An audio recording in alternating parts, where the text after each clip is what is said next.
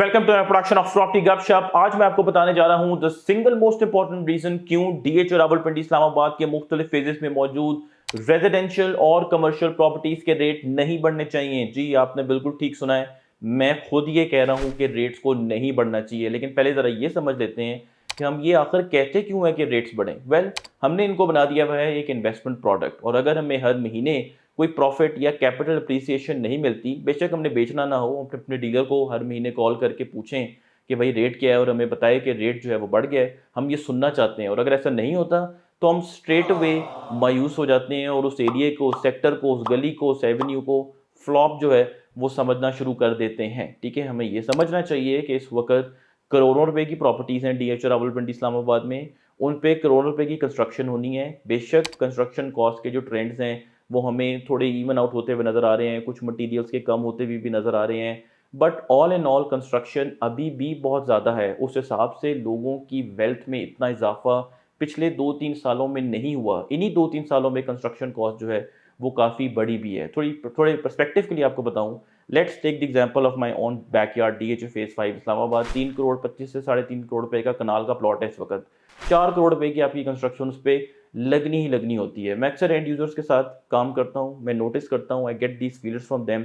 एक एक चीज़ का हिसाब कर रहे होते हैं, प्लॉट कितने का लेना है, ग्रे स्ट्रक्चर पे कितना लगेगा, फिनिशिंग पे हम थोड़ा कॉम्प्रोमाइज़ कर लेते हैं ताकि हम थोड़ा रीज़नेबल बजट में रह के अपने कनाल की एटलीस्ट घर की कंस्ट्रक्शन जो है वो कंप्लीट कर सकें। यही रीजनिंग मैंने 10 मरला के जो लोग घर बना रहे होते हैं या बनाने का इरादा रखते हैं, प्लॉट परचेज कर रहे होते हैं, उनमें भी देखी है। ठीक है, इस वक्त आप देखें कि कनाल वाला जो पिछले 1-2 साल में हिस्टोरिक इन्फ्लेशन हमने पाकिस्तान में देखी, प्राइजेस अभी वहाँ खड़ी हुई हैं जिस लेवल पे आई थी बहुत ज़्यादा ऊपर, उनकी वजह से कनाल वाला 10 मरले पे चला गया, 10 मरले वाला 7 मरले पे जा चुका हुआ है, 7 मरले वाला 5 मरले पे जो है वो जा चुका हुआ है। और अगर हमारी ख्वाहिशात पूरी होती रहें और रेट्स बढ़ते रहें और हमें on paper at least in are books profit जो है वो होता रहे, बेचना हमने बेशक ना हो, तो बहुत बड़ा पाकिस्तान में अफोर्डेबिलिटी क्राइसिस शुरू हो जाएगा। और यही वजह है कि आप जब प्राइस बहुत ज़्यादा ऊपर चली जाती है तो उसके बाद ज़ाहिर है डिमांड तो उसको मीट नहीं कर सकती, धड़म करके वापस भी आ जाती है और मार्केट में स्टेबिलिटी हम नहीं देखते।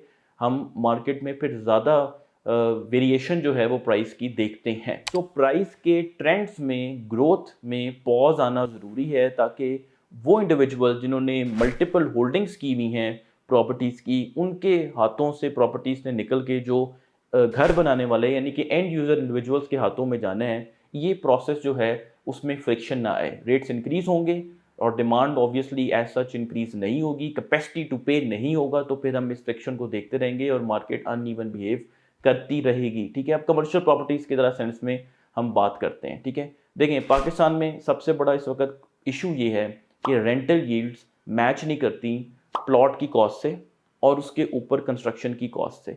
अगर रेट्स बहुत ज़्यादा बढ़ेंगे, ये मैंने डीएच रावलपिंडी इस्लामाबाद की भी क्रिटिसिज्म में मैंने ये बात की थी कि कमर्शियल प्रॉपर्टीज़ का बड़ा तेज़ रेट वो निकालते हैं। अगर प्लॉट का ही रेट इतना ज़्यादा है, आप देखिए उस बंदे की कॉस्ट ही बढ़ गई है, ज़ाहिर है रेंट तो वो ज़्यादा मांगेगा।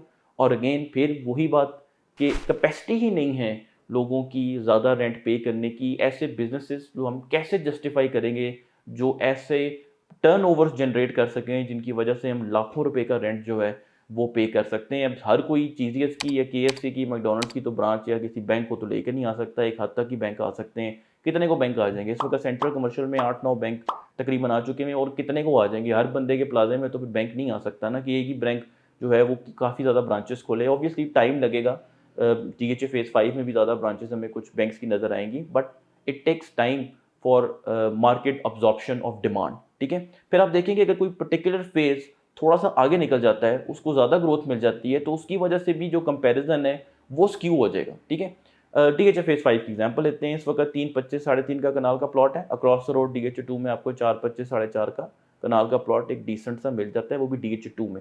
अगर डीएचए फेज़ 5 का रेट थोड़ा सा बढ़ जाता है तो फिर लोग ये सोचेंगे कि भाई पहले तो करोड़ 1.5 करोड़ का गैप था, लेकिन इस वक्त 50 लाख या करोड़ का गैप जो है, इस ब्रैकेट में गैप मौजूद है, तो मैं डीएचए 2 चला जाता हूँ। ऑब्वियसली डीएचए 2 की एक कॉम्प्रोमाइज काइंड ऑफ लोकेशन भी आप सोचेंगे कि यार डीएचए 2 है, डीएचए फेज़ 5 से तो बेहतर है। ठीक है, वेल सबकी अपनी अपनी रीजनिंग होती है। कोई फ्लिप साइड भी सोचते हैं कि भाई कॉम्प्रोमाइज जाने से बेहतर है कि मैं यहाँ पे डीएचए फेज़ 5 इस्लामाबाद में कोई top of the line plot purchase कर लूँ। ये भी आर्ग्यूमेंट एक वैलिड है, but all in all rates के बढ़ने से मेरा ख्याल है कि ना सिर्फ मार्केट को नुकसान होगा, उसके साथ साथ पर्टिकुलर फेजेस सेक्टर्स को भी हिट जो है वो मिल सकती है। So I am all for pause at least for 2 years, ठीक है।